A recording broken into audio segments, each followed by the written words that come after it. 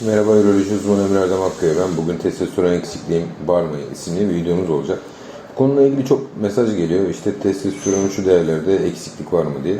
Şimdi testosteron eksikliğinde bizim için en önemli şeylerden bir tanesi hastanın aynı zamanda cinsel isteksizliği, sertleşme bozukluğu, iş performansında azalma, çabuk yorulma, keyifsizlik gibi şikayetlerin de oluyor olması. Özellikle cinsel isteksizlik ve sertleşme bozukluğunun hastalarda mutlaka olması gerekiyor.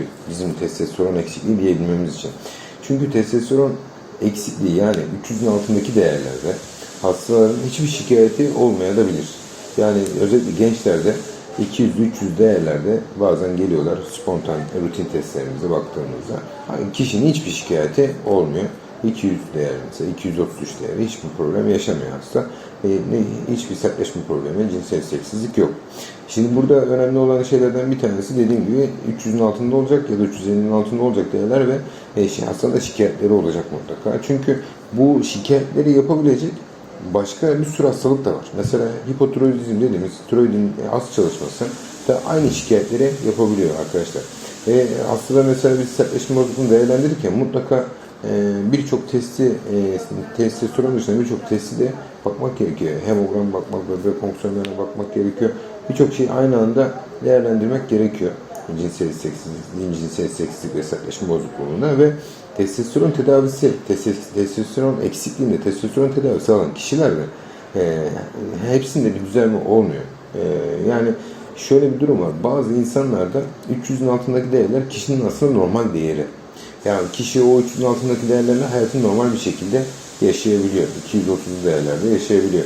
Bu kişide testosteron eksikliği yani 300'ün altındaki değerler zaten önceden var. Ama sertleşme bozukluğu geliştiği zaman biz test yaptığımız zaman zaten 300'ün altında çıkıyor kişinin değeri misal ve bu kişiye testosteron verdiğiniz zaman çok işe yaramayabiliyor.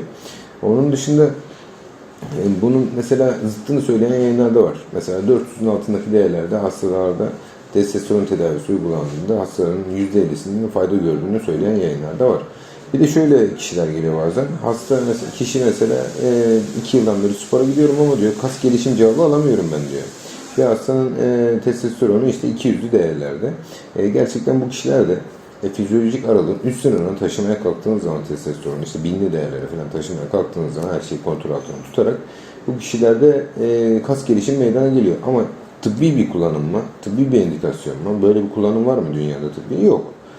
Bu aslında testosteronu anabolik amaçlı kullanmak grubuna giriyor. Testosteronu yerine koyma tedavisi olarak söylemek doğru olmaz. Çünkü bu kişilerde mesela sertleşme bozukluğu ve cinsel isteksizlik yapılması zaten halihazırda zaten yok. Biz bunun testosteronu kişi kullandığı zaman anabolizan amaçlı, kas gelişim amaçlı, zayıflama amaçlı kullanmış oluyor. İşte uygun sınırlar içerisinde. Onun dışında dediğim gibi birçok kişi testosteronunu rutin olarak baktığı aklı karışmış, kafası karışmış bir şekilde başvurabiliyor dediğim gibi. O yüzden testosteronun sadece 300'ün altında olmasa, testosteron eksikliği tanısa, şikayetleri olmadığı sürece koydurmaz arkadaşlar. Bunu söylemek doğru değil yani. Dinlediğiniz için teşekkürler. Saygılarımla.